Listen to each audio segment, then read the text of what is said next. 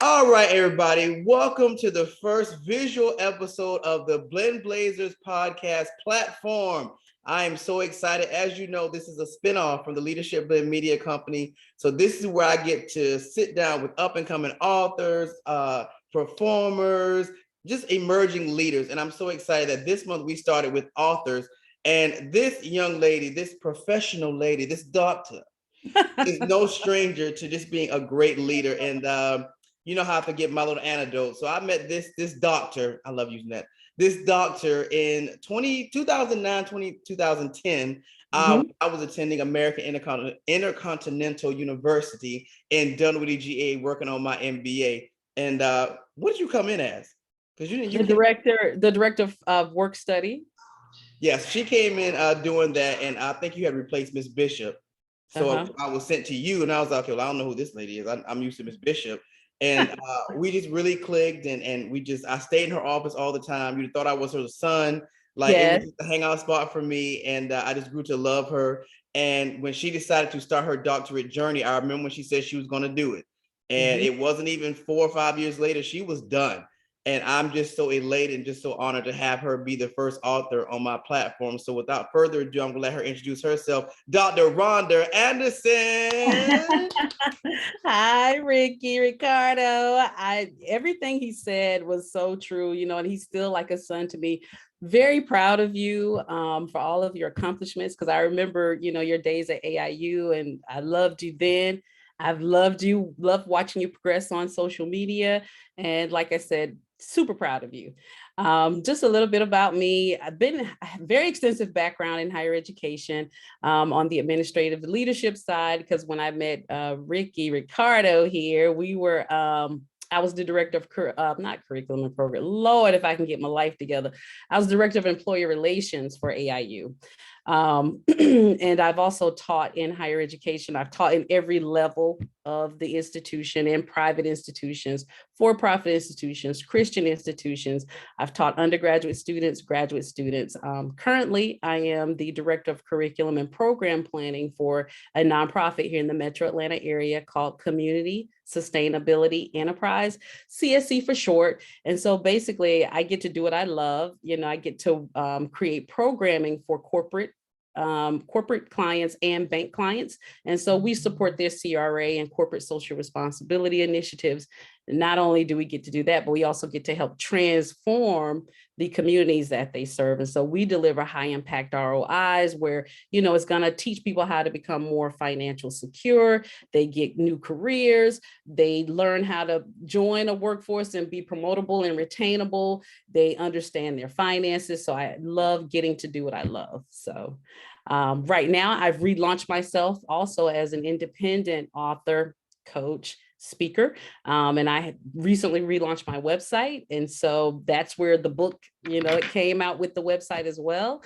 And I'm a 2-time author. I've written a business book as well called The Quick and Dirty Guide to Entrepreneurship. That book was co-authored with another author. But the current work that I'm so in love with is called The Goal, GOAL Diggers Playbook. And it's 8 strategies for next level success. So this is where we are now. Said give a short intro. You don't want to try to go through the whole interview. I'm sorry. She never follows instructions. She never follows instructions. Especially when it comes to Ricky. I never follow instructions because he doesn't either. This is very true. This is very, very true. All right. So every book has a story. So what is the story behind this particular book? Did you just write it in a day? Did you write it in a week? What is the story behind this book? Well, the story behind this book, right? So I feel like if you are a professional, right, doing anything in the world, you need to have a book, right? Because it opens up even more doors for you when you have a book. So this book was actually written back in 2016. I started out with the book, did not have the title. So it took me maybe 3 to 4 months to write the book back in 2016, but I could never get the title. And I'm like, oh my gosh, could never see the cover. And the cover and the title, those are the most important parts of the book. But it just seemed like God was not going to release that to me at that time. And so I would go back to it from time to time between 2016 and 2020. So the pandemic happens and God was like, oh, it's time for you to release the book. I'm like, really, God? I go back and look at it again. I'm like, I don't have the title for this thing. I'm like, so you gonna give me the title? And after a couple of months of doing some rewrites to it, the title came to me. And then after that, I knew that it was just, sorry, divine, that I had to just release it because that's where the title came into play. So the book had been on my hard drive for 4 years. But I look at it now and I'm like, oh, it was really all God ordained, because where people are now, we know the pandemic has wreaked havoc on people's lives, on their personal finances, on their career, and on their families. And this book actually gives them a way to pick themselves up, create some goals for yourself, and get yourself back on the road, because there's so many opportunities out here now. And I feel like it's a great opportunity for people to experience next level success. So, and here we are. All right, so this book is like a workbook. So it has like places they can write in things. What is the significance? I'm starting to see more workbooks. What is the significance of having a workbook versus just a book? Well, that was always my goal. I always had an issue with coaching books, that are telling you, okay, I'm self-helping you, but there are no additional questions that you need to do to self-reflect. So the book, I have a book and a workbook. So the book and the workbook for me is an opportunity for a person to really self-reflect on where they are now, and then create the steps to where they need to go to become the person that they're trying to become. So that's the purpose of the workbook in the book for me. All right, so what is the takeaway? What do you want people to take away from having the workbook, having the book when they purchase it? Well, basically, I've always been a person, I don't like for people to just lecture to people, right? Because we've all done it. You've done it. We've paid for something that was supposed to give me the answer to whatever it is I'm trying to do, and you walk away with no answers. There's no transformation. There has not been change. Transformation and change has always been the DNA of how I coach people. And so basically, the book and the workbook, it allows the person to, one, like I said, self-reflect, but two, the workbook, when you walk away with the workbook, you're going to have a fine-tuned plan of where it is you're trying to go. So the workbook, you create vision. You talk about the resources you need to get there. What are some of my barriers that could stop me? So the book and the workbook is truly a self-reflective plan for a person. It even goes down to who are the people I need to have on my team that have the resources I need in order for me to get to next level success. What's going to be my schedule for doing this? Because it's a commitment, right? Too. So this book, my workbook, I want it to be a solid plan for a person's next step. So by the time you self-reflect and do the exercises, you got a plan. All right, so I know you got a book or a workbook in front of you, if not both, correct? Yes. All right, I want you to read an excerpt. Pick a chapter, pick about a page or two from your book, and I want you to read it. Just a random one. Okay, hold on. I knew I should have been ready for this. I'm gonna catch you off guard. That's what I do. Right, and you did. That's what we're supposed to do. Did. I'm supposed to catch you off guard. Like, okay. Know me how long? See, I know I have known you for how long, and some said, prepare this for Ricky because he's going to be smart and funny. But then I said, well, maybe not. It's after Christmas and he's probably tired. You not met me. I'm like the Energizer Bunny. Like I have energy for no reason. Like I woke up. I know, and you're going way faster than my brain is going right now, and that's always been the case. That's a lot coming from the doctor. Like I'm usually supposed to be behind you because that's why you're the doctor. Right. I feel really special about that, right? So one of my favorite things is about personal motivation, right? And that's one of the books. We have to rev up our own personal motivation. So I want you to rev up your personal motivation engine, because a lot of times we're looking for the claps and the good job, right, from other people, but they're not going to give it to you because I always say that they just don't understand where you're going, right? And so that's the way to keep you from being mad at them, right? You just say, well, they don't understand. So that's why they can't clap for me. So we have to clap for ourselves. So I wrote, natural motivation is not enough to ultimately keep you on track during the difficult times. That is why we must additionally make a vow to ourselves to remain motivated, regardless of circumstances, until our dreams come to pass. All right. So wait. So since you did that, is there a complimentary part in the workbook that accompanies that particular passage? Like, does that go? Oh, well, this came out of the actual book, right? And so hold the cover up again so people can hold the cover up again. Yeah, hold the cover up again so people can. The Gold Diggers Playbook. I like the way you put a spin on that. For those that didn't catch that, Gold Diggers, GOLD. Hers is Gold, GOAL. So for those that didn't catch it, that's what makes this, a real play on words. Right. And so at the end of the chapter, and I wrote this book, I made it small for a reason, because people like yourself, professionals, we don't have time to read an 8,000 page book. Right. So I'm coining myself queen of the quick reads, because more to come. There's more to come. Okay. There's gonna be more books to come. Queen of the quick reads, right? But at the end of the Rev Up Your Motivation chapter, the first question is, what is the current state of my motivation? Do I have a full tank of it, or am I on E, which E is for empty, right? And so right now I am creating courses as well to go with this. It's going to be an e-platform for people to go through the like a 4-week session along with the book. And so basically you're going to evaluate, where am I right now with my own motivation? Do I even have any, right? And what do I need to do to get it? So that's the complement to the passages in the Rev Up Your Motivation section. All right. So how many pages are each for people, so that people know? I have an idea. Number of pages per section, maybe 3 to 7 pages per section. So it's a really small book. But how many pages total? Powerful punch. How many pages total? Total, you know what? I should know that by heart, but I don't. So it's fine. Like we want to get down to the nitty gritty. The total book is about 45 pages long. Oh, that's not bad at all. No, it's not bad at all. Some people were like, hey, I read this book in 2 hours. I read it in a day. But they were like, hey, this is some great reading.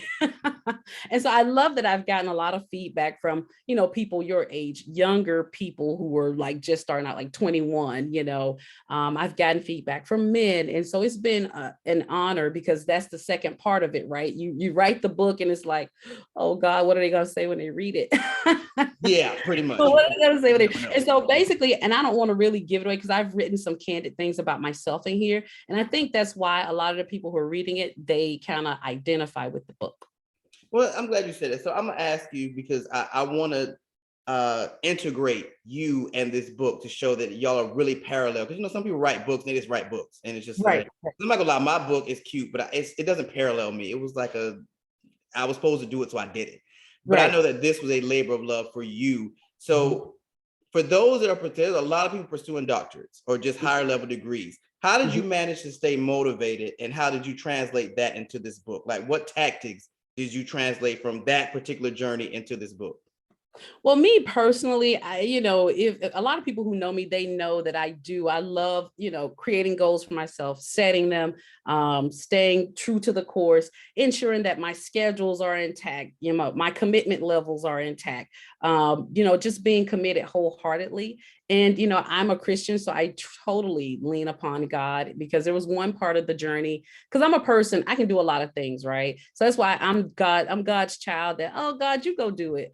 You go help everybody else. I got this, I got me, right? But he's like, no, I got to have you too, child. And so one night I was getting ready for my comps, right? And so Mercer is very difficult. The comps are very difficult, because you have to write out your passages to several hard questions, and you don't have notes, and it's all coming from your internal. And I totally heard God say, you will not finish this program without me. And so that made me lean into him further. I was at the library 12 midnight, up in the books, and he was like, I need for you to lean on me even more. And so that's just who I am. And I try to make sure I'm going after goals that make sense for me as a person and my family, right? Some people, they're just doing something to do something, but really sit down and think about, what will this goal do for me and my family? And that's how I operate. But basically, this book goes through a journey that I went on, right? So, on the outer shell, a lot of people are probably thinking, wow, great things always happen for her. She's, you're like a unicorn just kind of walking around. So I've always thought that, like, right, see, right. Perception, right, is what we put out there, right? And so, and I'm not saying anything about, because I've had a lot of great things that happen, and I can't even, sometimes I feel like I'm lying to myself and everybody else when I try to talk about it, right? Because there have been some great things that have happened, but I've also had some dark times too. And one of the major dark times was once I had completed my doctorate, didn't really know what I was going to do next, because I knew that continuing to work at AIU was not going to be the thing for me. because I just didn't see anywhere for me to go and grow. And I don't know if you remember, they started dismissing employees, laying off employees. And so um, it was September. I was struggling really bad. It was like my last year. Like, okay, Rhonda, what are you going to do? What are you going to do? And it was like September, which was a year before I was going to graduate. So I was heavily in the dissertation phase. What am I going to do, Lord? Toiling with that. And then, God knows that I'll take some things into my own control and it's done. Because I was thinking about leaving before the semester ended. I was actually thinking about leaving during Thanksgiving of that same year and just, finishing out my degree and going on about my business. But God was like, no, you're gonna, like mid-September, he was like, your date to leave AIU is gonna be like December 10th or 9th or something like that. Can't remember the exact date. I get to the school, I get to work, I look at the date is the last day of the winter semester. Oh. Right? Okay, so fast forward a little bit. So October goes by, the beginning of November comes. So they're like, hey, we're going to lay off people. We had a town hall meeting. I was like, okay, if you get an email, you're laid off. So I go to my desk, email comes, right? And it's saying the winter semester is your last semester.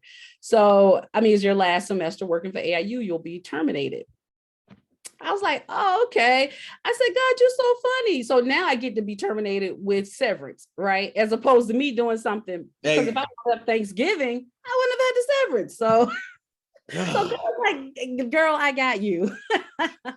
And so, that's how that all happened. And after that, I was kind of like applying to jobs, and it was taking me a long time to get, interviews. And I would go to the top of the interview line and would get rejected. And so I have like a flash drive of like a million higher ed jobs. I was traveling to interview all across the country. I had been to Texas. I had been to DC. I had been for interviews.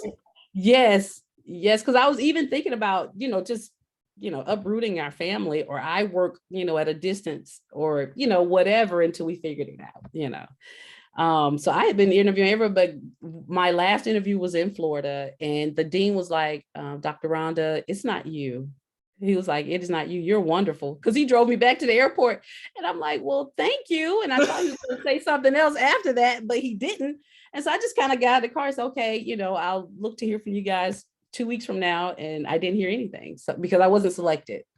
And so that made me start to think, okay, God wants something bigger for me. And then during that time, that's when I became a certified life coach and started doing some things on my own. So I started a coaching company back in like 2013, 2014, something like that. And was doing some solo coaching and, started working with community sustainability enterprise as a contract life coach, where, I would go in and help her with some of her clients and do one-on-one, do groups and things like that for her.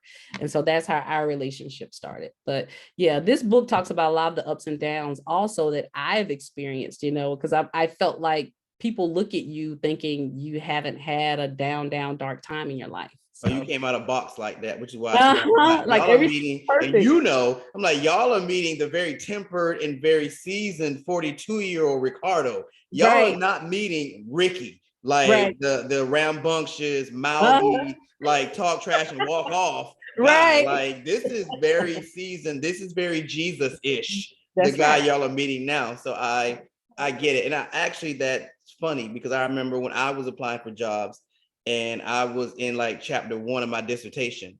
And finally I had an interview for Rite Aid, and it was like a area manager thing, and the guy interviewed me, older white guy, and it was like, we were done. He was like, I'm gonna be honest with you. I was like, oh God, what?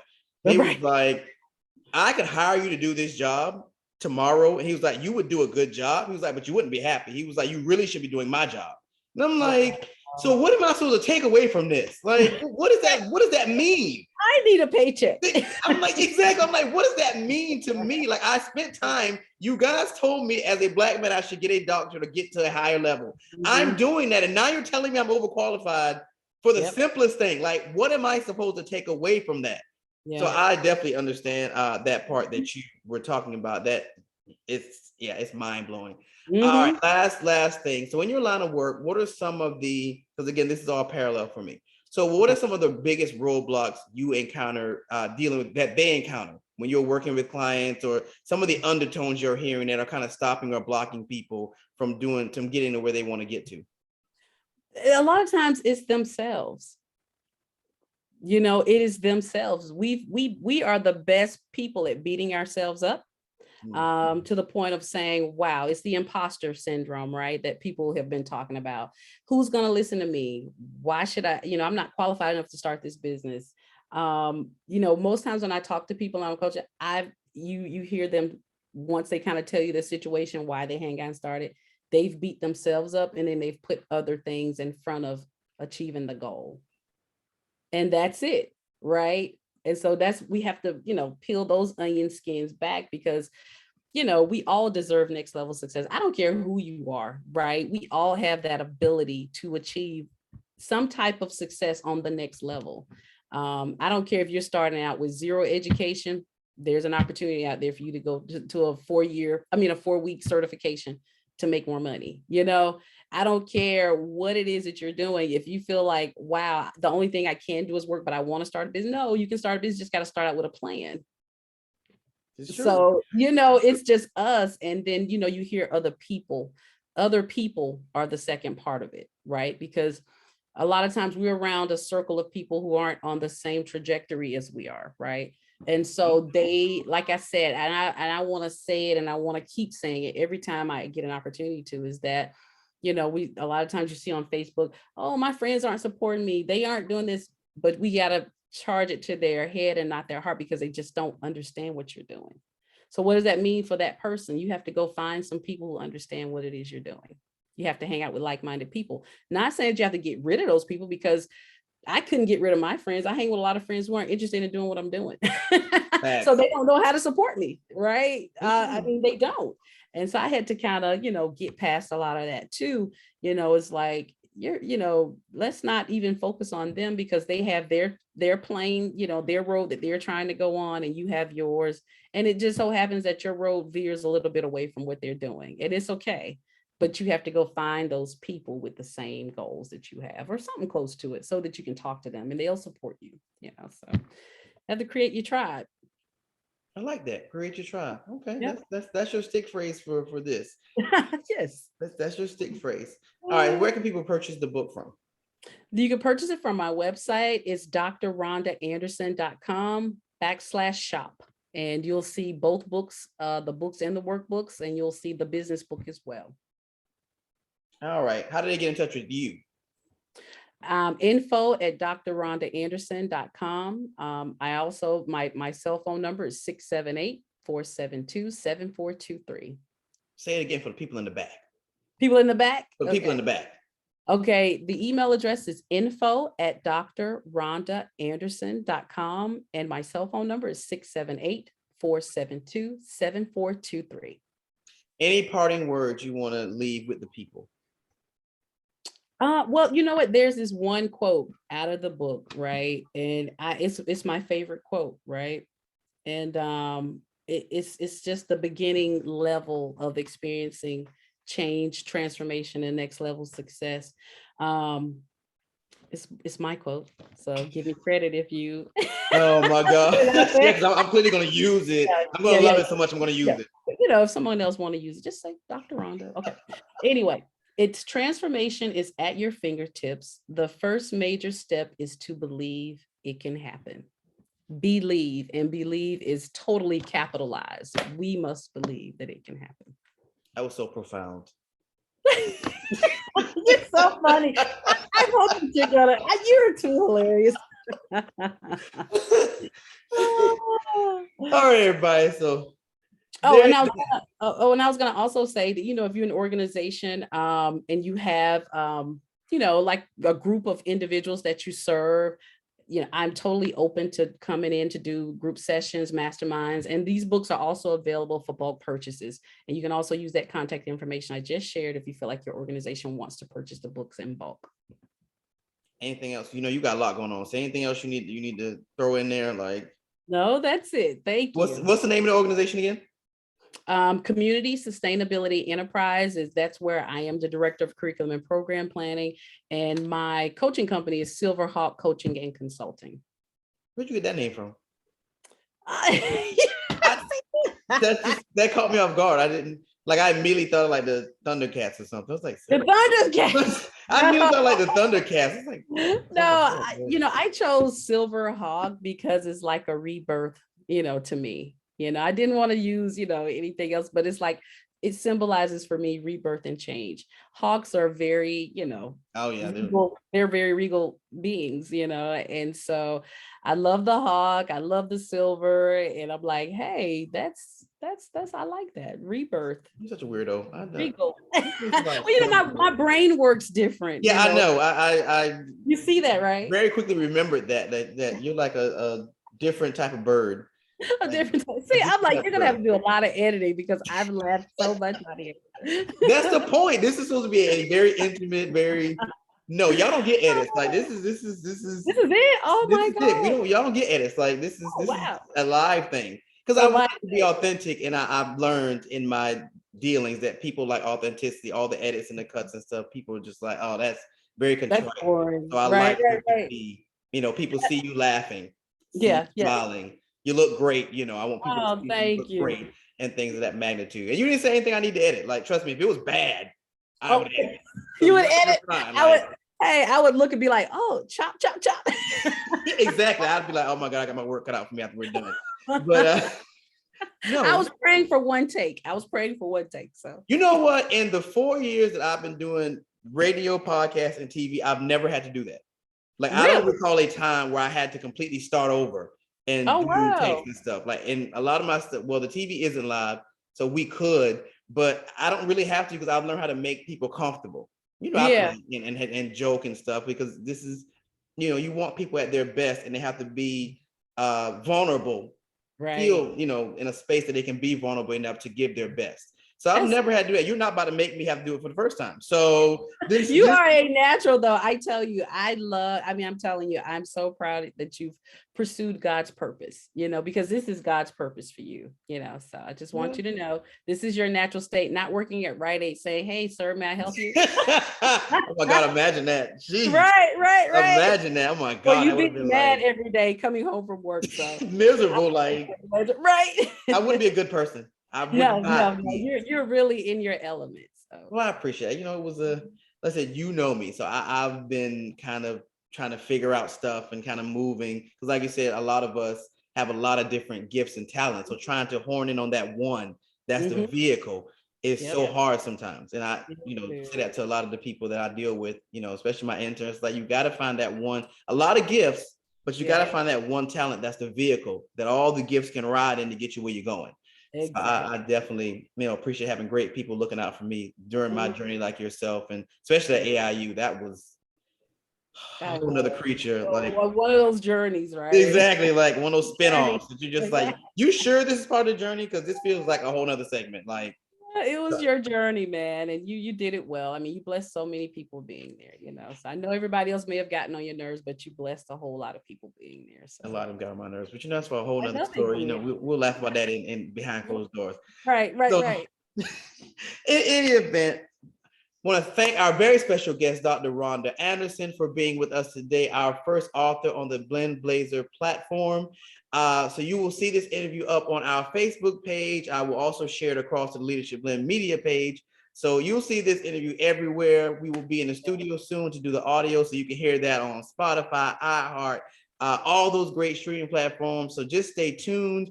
And again, thank you, Dr. Anderson. You're my heart. You're one of the people that you're one of the people with a gold ticket. Like I tell folks, there are a few people with gold tickets, meaning you can ask me for anything. And unless it's completely out of the realm, because you already know you got away with murder, and you know exactly what I'm talking about in this space. You got away with murder in this space. I got away with murder. I had to slide in there. I slid right in there under the radar. Slide. But because it's you, we're gonna make all of it work. And all right, people. So I will see you on the next episode of our authors in a couple of weeks. All right. Tell the people, say bye, Dr. Anderson.